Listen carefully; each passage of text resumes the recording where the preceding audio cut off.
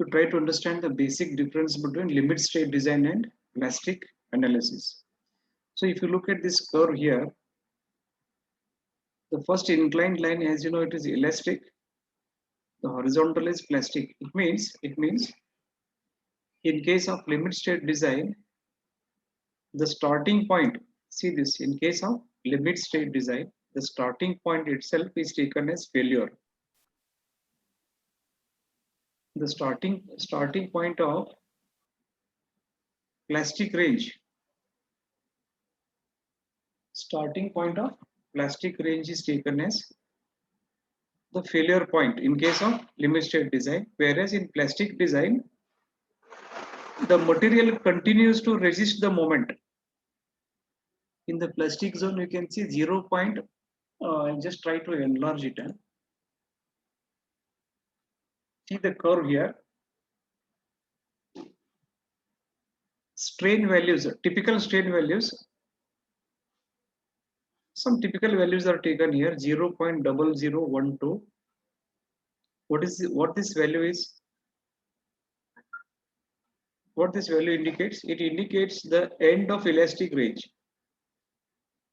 corresponding to a strain of 0.0012. We say that the elastic range has completed, it is over. Then it starts resisting moment further. When you increase the loads again beyond this point, in case of steel, even after the strain has reached 0.0012, even beyond that one, if you increase the loads, thereby increasing the moment, still the material is capable of resisting additional moment from 0.0012 to from 0.015. It is a very huge, this difference is very huge. Okay, 0.0012 and 0.015. Okay, it means it has got a very well defined plastic zone, or you can say plastic range. It means beyond this elastic range, it is capable of resisting additional moment. Finally, when the plastic range is over, when the strain reaches, now between 0.0012 and 0.015, the material behaves in a plastic manner. It is no longer capable of regaining its original dimensions, but still it is capable of resisting additional moment. Okay, so this part is made use of in case of steel beams. In RCC beams, as I told you, here itself means not exactly 0.0012 because the strain for concrete is different, but the theory is plastic range is not considered in case of RCC beams. Okay, so this is how you should understand the behavior of the plastic behavior of steel. Okay, now in the today's class you can see plastic moment MP and shape factor. I'll just show you that one.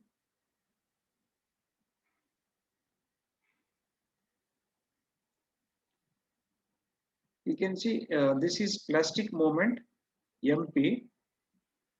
How to find the shape factor? Problems on shape factor. You can see this. How to find the plastic moment? I have already told you. Again, I will repeat it. Again, the yesterday's video lecture will be uploaded on YouTube. You can again go back and check it. But just for the sake of continuity, I'll just repeat that portion here.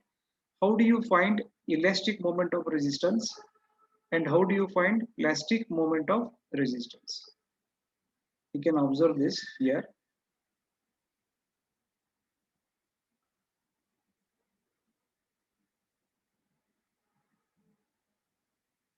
I'll show you that one.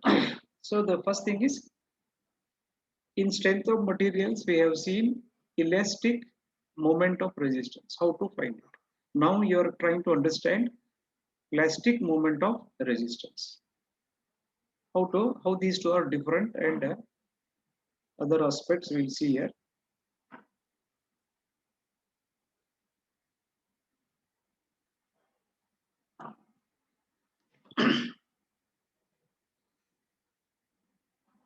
Now observe this one here. I'll just go back to strength of materials.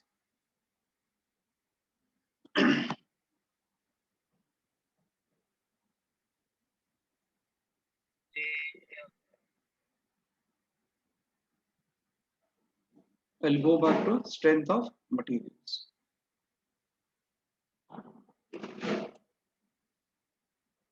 Moment of resistance in strength of materials is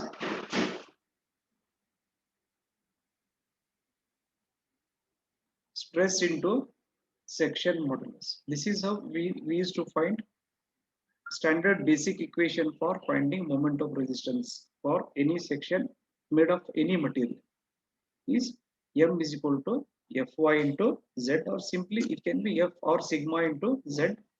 So here usually we equate this one with bending moment and find out the value of Z. For example, if I want to find out the cross-sectional dimensions, what I will do, I will equate bending moment with moment of resistance. That is F into Z, or Fy into Z is equal to say WL square by 8. That is bending moment. From that one, I'll be knowing, see, for the given material, F will be known to us, WL square by 8. For the given span and loading, I can find WL square by 8. From that one, I can find out the value of Z. So I will just put one condition that B will be half of D.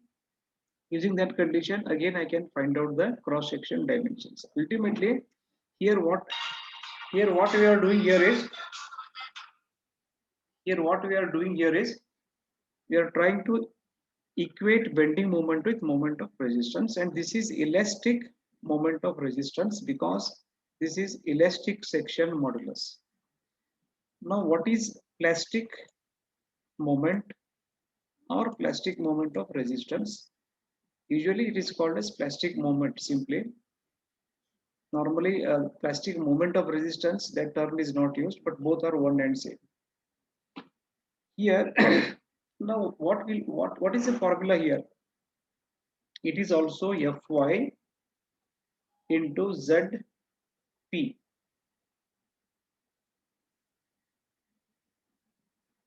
Elastic moment of resistance is equal to Fy into Ze, where Ze is elastic section modulus.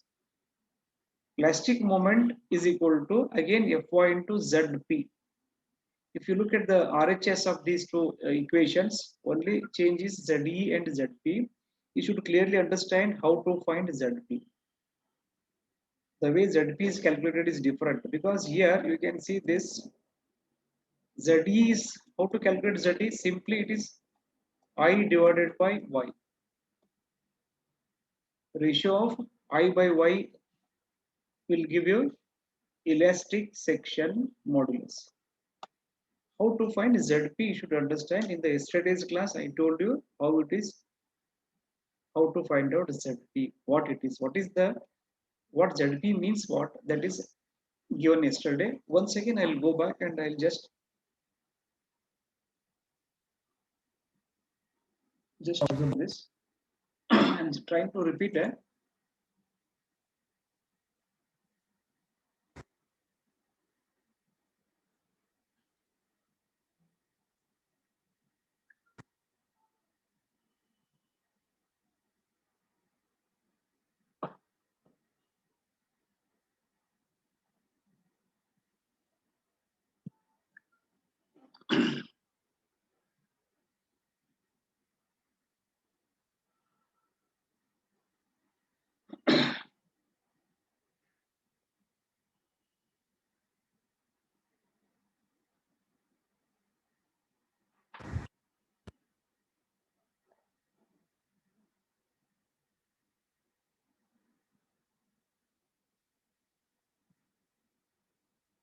You can see this one. Now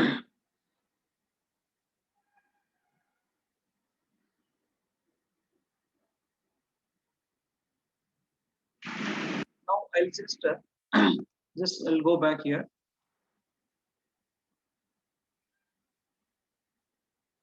moment of resistance from strength of material is stress into section modulus, that is elastic section modulus.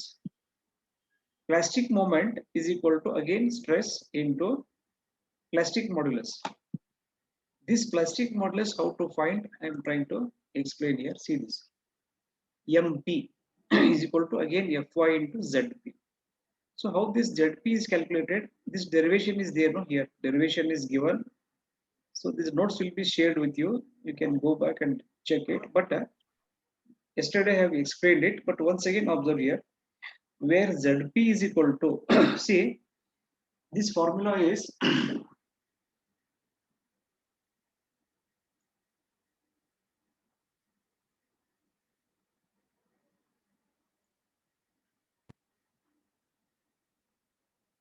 MP is equal to Fy into Zp. Now observe here.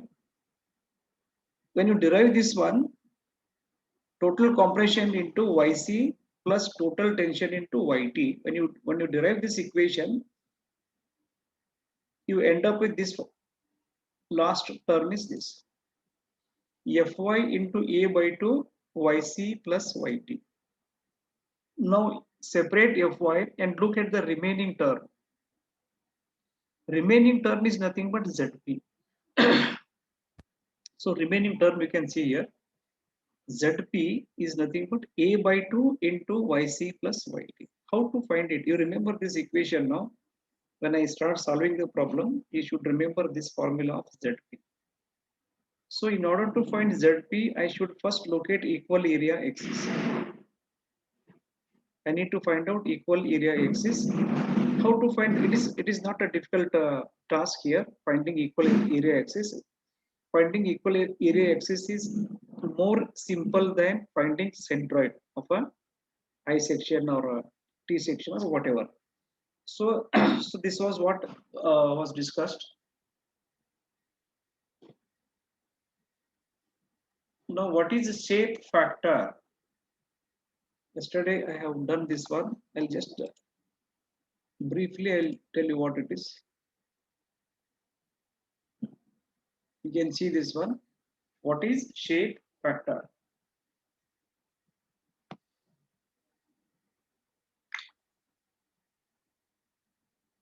Shape factor is ratio between plastic section modulus to elastic section modulus.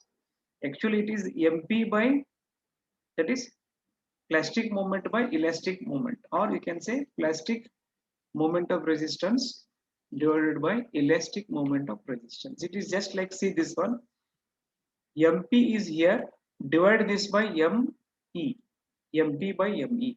If you look at the terms, Fy is getting cancelled out, you are left with Zp by Ze, Zp by Ze, because when you divide MP by ME, you end up with Zp by Ze. Zp is plastic section modulus, Ze is elastic section modulus.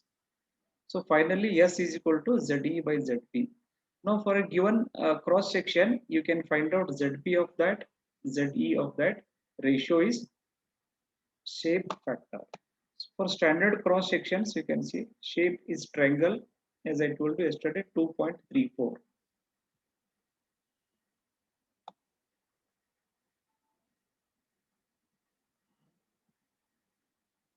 You can see this. Some standard shapes are given. Shape factors are given here: 2.34, 1.5, 1.27, 1.8, and 2. Now in the today's class, I'm going to explain how I got this 2, for example. How I got this 1.27, how I got this 1.5. I'll start with the simple section here. Wherein I'll show you how it is. Usually the question here is prove that shape factor for a rectangular specimen, rectangular section is 1.5. So that I will show you here.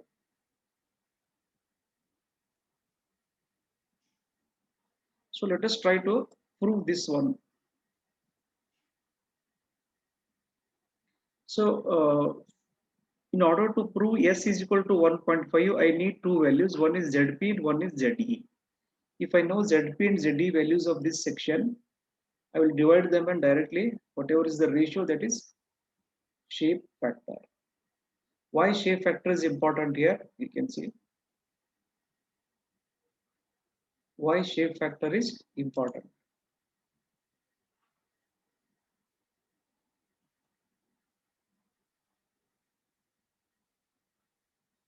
Significance of shape factor. It is possible to calculate MP for any cross section when My is known. So if you know the elastic moment of resistance, if the moment of resistance is known to you, which you already know how to calculate in strength of materials, if you know that one, and if you know the shape factor, just multiply shape factor with My, you will get MP. For that reason, it is required. A section with higher value of shape factor is generally more ductile. So if the shape factor is more, it means its ductility is also more. So ductility and shape factor are interconnected. Okay. So this is what we did yesterday. I'll go to the next page. So in the today's class, it is 9:30. For next 20 minutes, carefully observe this one because these things will be there in your final exam as well as in the assignment also.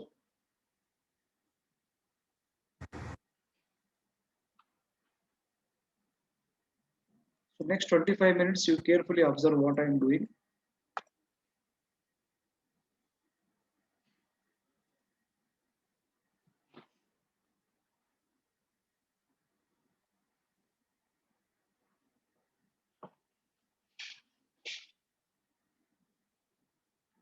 So plastic moment MP shape factor is over. Now problems on shape factor we'll try now.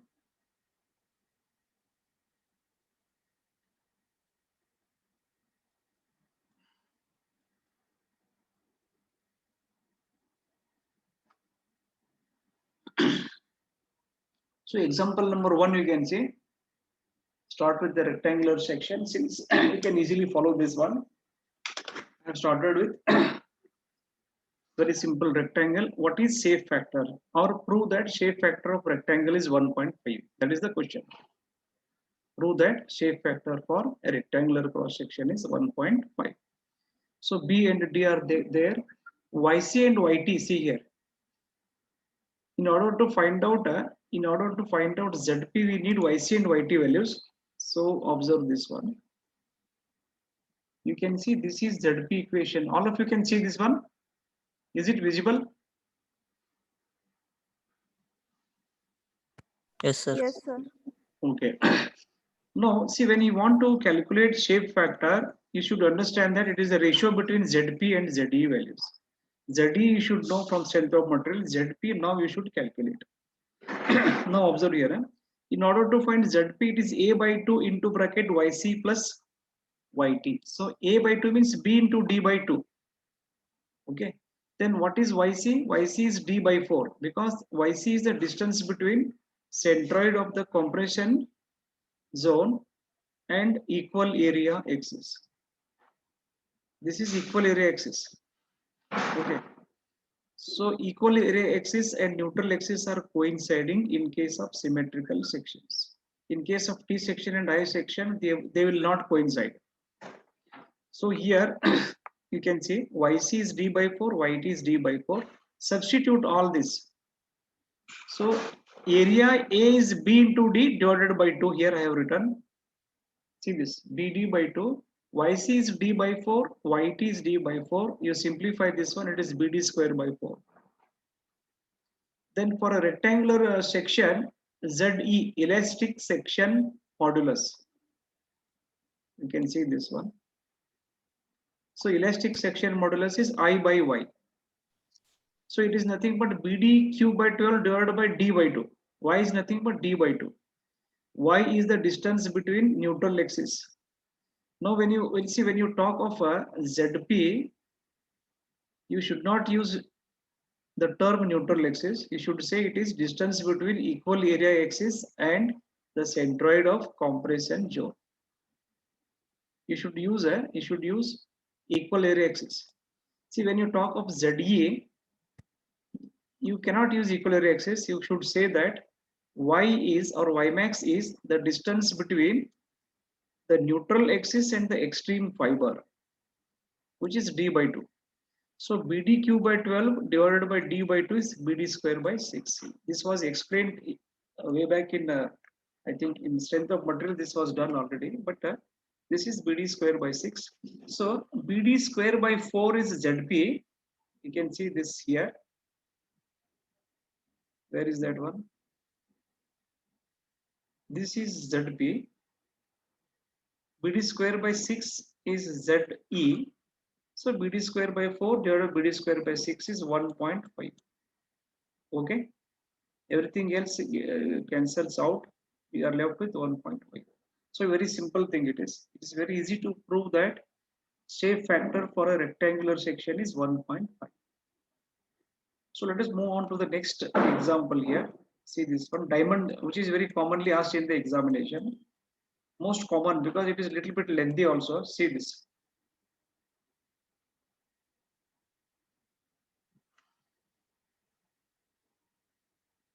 So see this one. Diamond section is very commonly asked in the examination.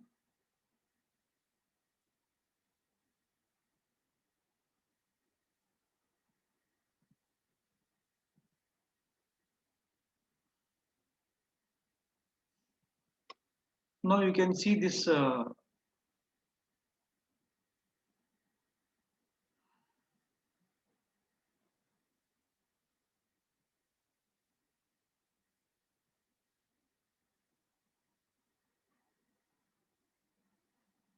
can you see this diagram? Diamond section. Yes, sir. Diamond section is nothing but two triangles are connected back to back. Two triangles are connected with their bases, common base. Two triangles with a common base is a diamond section. Now you can see here, your job is to find out ZP and ZE. How to find ZP and ZE? Carefully observe this one. So let us try to find out ZP, those parameters. So here you can see this one. ZP parameters are, you look at this formula here. Let us concentrate on ZP first. Now this is A by 2 into bracket YC plus YT, which is a very common formula. Commonly for every shape, this is a general formula here. Now how to find YC and YT for this? Now you look at this diagram here. You look at this diagram. One triangle is above this line. This is a compression zone. So I need to find out YC. See this one. See the diagram. This is YC. So YC is a distance between equal area axis and centroid of the triangle. So it is 1 by 3 times D by 2. That is 1/3 height. 1/3 height. 1/3 height is D by 2. So you can say normally in centroid H by 3 we call it as. What is here? H is D by 2. So it is 1 by 3 times D by 2. It is written here. See this. YC is equal to 1/3 H. H is D by 2. So it is D by 6. Similarly, YT is also same thing because one more triangle below this one. Again, the distance YT is D by 6. Both are D by 6. So what I should do here now? Area is area of diamond section divided by 2. Half of B into D by 2. Area it is. Okay. So divided by 2 is this. Now you look at this important term. Outside it is written 2 here. See. 2 is written. Why this 2 is written here?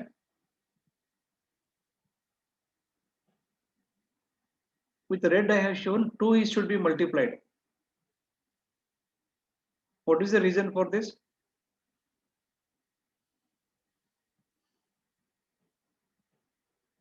Can anyone tell Because this one? diamond is divided into two triangles. Both we have to Two consider. triangles. Okay.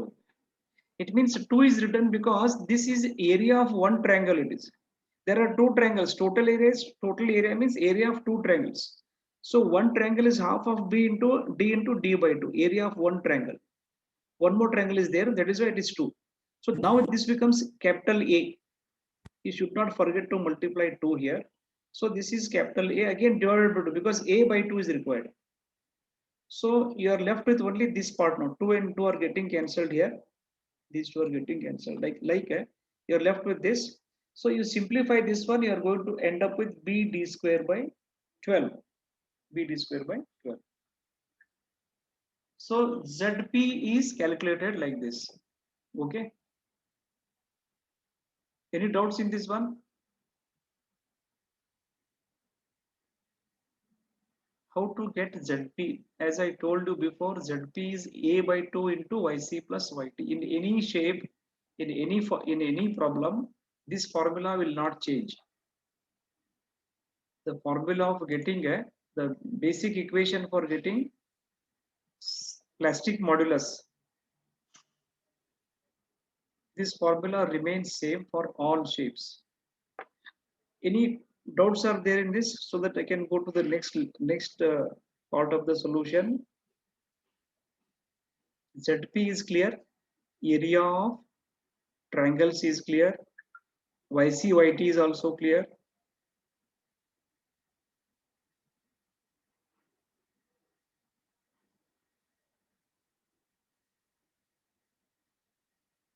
Now I'll go to ZE, I by Y max. So that is even this is also a little bit, you have to be careful for this also. See, now let us calculate ZE.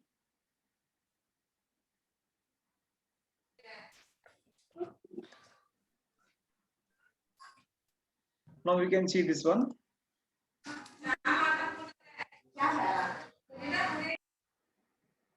All of you can mute it. Now observe this one here. ZE is elastic modulus.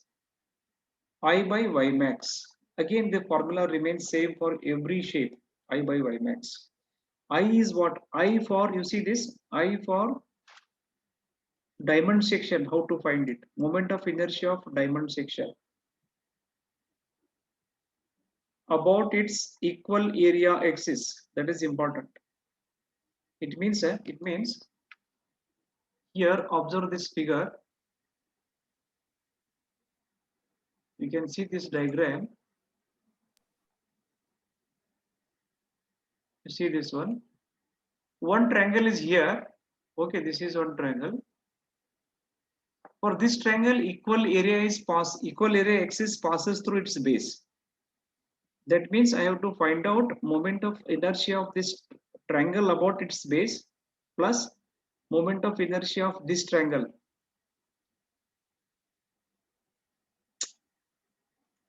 Moment of inertia of this triangle about its base only, because for both the triangles, the base is coinciding with equal area axis. It means I have to find out in from centroid, whatever you have studied, you should know what is the moment of inertia of a triangle about its base. You should know that. That is BD cube by 12 only. BD cube by 12. In case of what we have studied in centroid, I'll draw this figure here. You can see in the first year centroid, what we have studied was moment of inertia of a triangle about its base is B dq by 12. This was D there. This was B. Now you look at this diagram. For this triangle, it is D by 2. When I say it is BD by 12, here what will happen? It is B into D by 2 raised to 3 by 12 it is. Is it clear, this one? For this triangle, for the top triangle, if you want to calculate moment of inertia, because you have to add these moment of inertia of these two triangles, you have to add the values. Let us bother about only one triangle. B d cube by 12 is the formula. But here this height is a d by 2. That is why you look at this equation now. What has happened here? You look at this formula here. See this one. You look at this formula here. Moment of inertia of a diamond section. Observe here. 2 times. This 2 is meant for 2 triangles are there. Remaining is for 1 triangle because 2 is already taken care of. B into d cube by 12. D means d by 2 in this problem because altitude is d by 2. So B into altitude raised to 3 divided by 12. That is BD cube by 12 in first year. Here D has become D by 2, that's all. So B D by 2 raised to 3 divided by 12. So this will be BD cube by 48. So this is the moment of inertia of a diamond section about equal area axis. Okay. So now you know ZP, ZE is here. See this, ZE is here. ZE, that is moment of inertia, is calculated. So here again they are coinciding. So BD cube by 48 is the moment of inertia of diamond section divided by D by 2. Ymax. Ymax is from this axis up to the end last point, apex of the triangle. So that is Ymax. So Ymax is D by 2. Okay. So BD cube by 48 divided by D by 2, you end up with BD square by 24. Now BD square by 12 is ZP. So this is ZP here.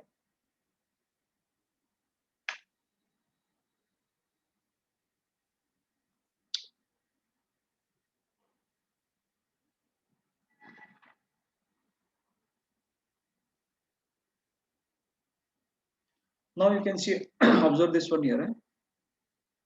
This is all ZP. This is ZE. You can see this. So ZP divided by ZE. Like this, if you divide these two, you will get what is called a shape factor of a diamond, which will be 2. You can see, you look at these equations, it is 2 only. BD square by 12 divided by BD square by 24. It is 2. So here you can see this one.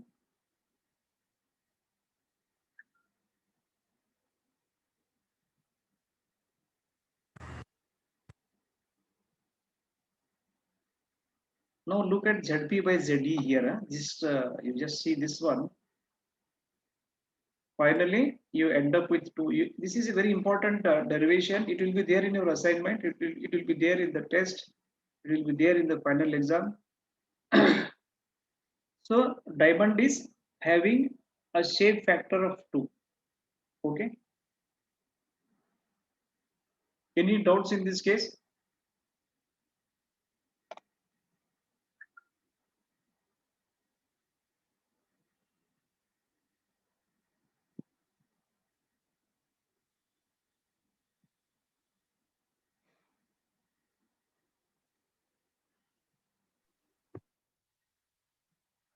Any questions are there with respect to diamond section?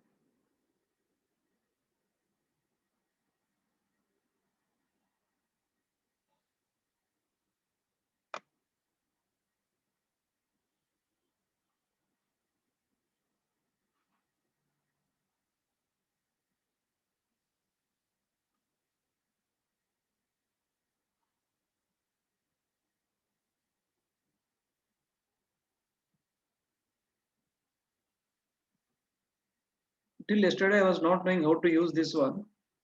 I learned on my own because I stumbled upon this website actually. Accidentally, I stumbled upon this website.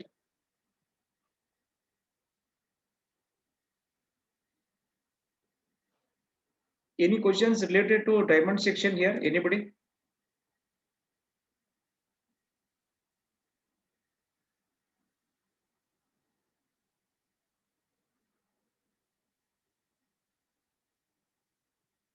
Any questions are there? For, as I told you, the question will be prove that shape factor for a diamond section is 2. This is the question.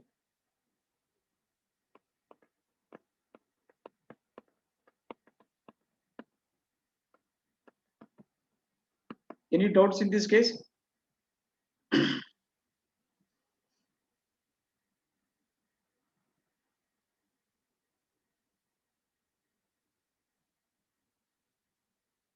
Okay.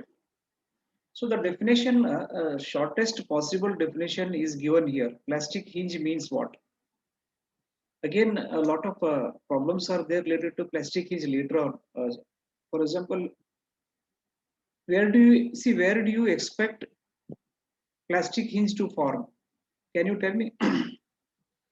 Let us say, in case of a, let us say, simply supported beam. Simply supported beam is there subjected to UDL. It is purely steel beam where plastic theory can be used. So the question here is, where do you expect the plastic hinge to form? Any answer for this?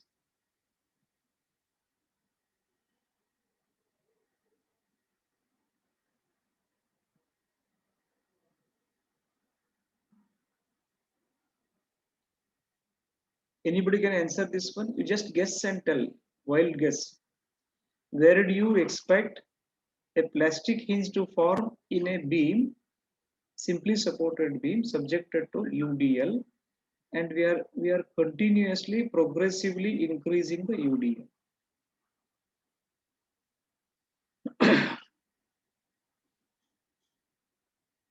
Where do you expect where the plastic hinge will be formed?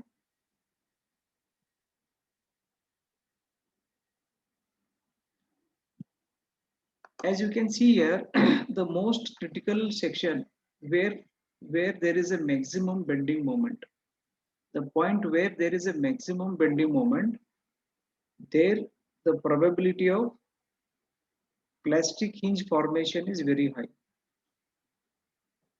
because that is most critically loaded. The point where the maximum bending moment occurs, that is most critically loaded point on the beam. So it means in case of a simply supported beam, the maximum bending moment occurs at the mid span. So the plastic hinge will be formed at the midpoint of the beam. What about in case of fixed beams? Fixed beam will not fail unless 3 plastic hinges are formed. So one plastic hinge is formed at the mid span. Our assumption is it is a fixed beam subjected to uniformly distributed load. No point loads are there for ideal case.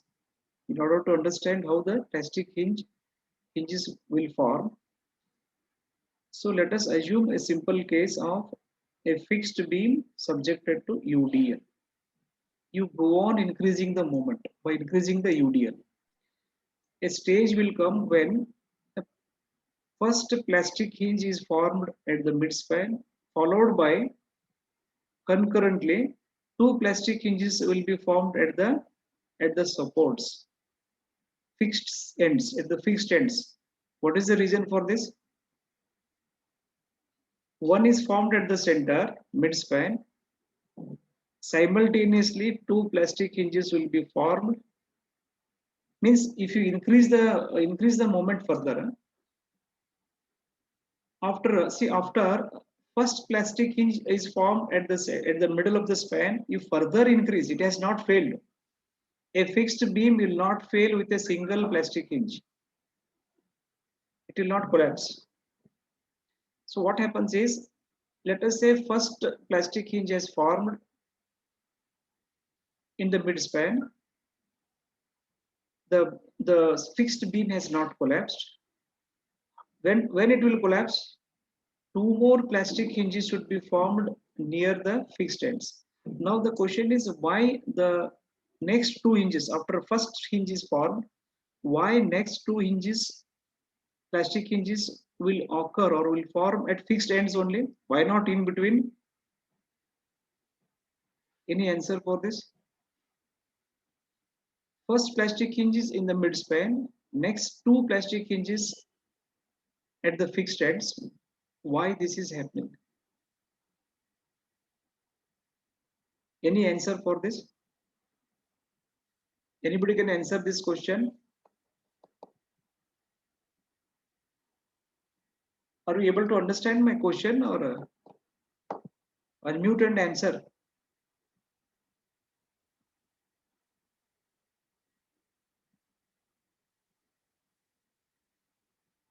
Have you followed what I'm asking you? Have you followed it?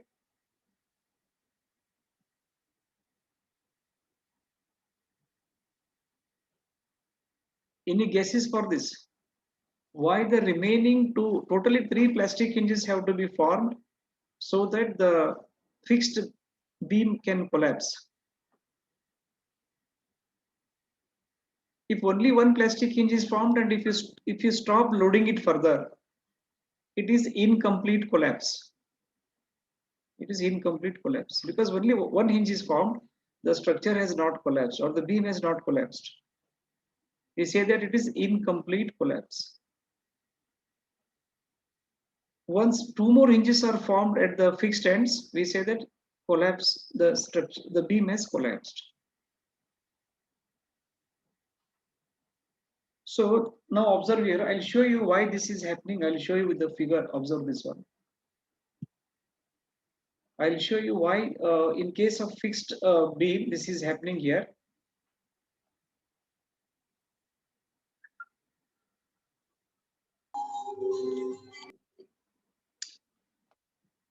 Just observe this. This is a fixed, assume this as a straight line. Assume it is a straight line. So this is a fixed beam subjected to, let us say, UDL of this type. I'll draw the bending moment diagram. See here.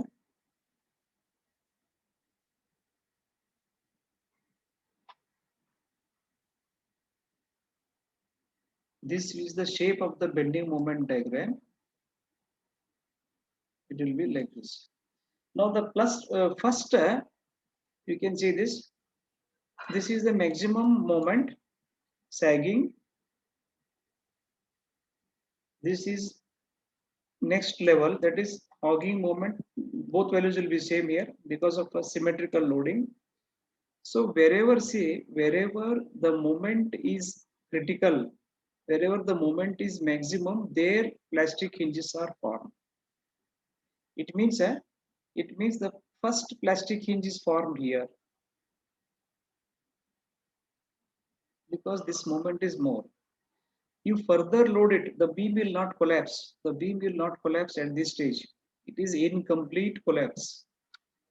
Further load it, further increase the moment. UDL is gradually increasing UDL. It is not constant UDL. It is gradually increasing till the material collapses, till the beam collapses. Now, once after formation of plastic hinge here, okay, concurrently or simultaneously upon further increase in the UDL, concurrently two plastic hinges are formed. Initially, it goes like this. Finally, it starts increasing further. The failure is purely ductile and plastic. There is no question of any brittle failure. So it is not easy to visualize this one. It is not easy to visualize plastic failure. How the plastic hinges are formed. Finally, when there are adequate number of plastic hinges, then only the beam collapses or the structure collapses. For example, as I told you, one plastic hinge is enough for simply supported beam subjected to UDL. In case of fixed beams, at least three plastic hinges should be formed. So where these plastic hinges are forming means wherever the moment is critical. Now you can see first one was at the middle, in the middle, first one. Second one was at the support because the next higher bending moment was at the support. It means there is a possibility that this moment somewhere here may be more than mh. That time the story is different. Usually we say that first plastic hinge is formed wherever maximum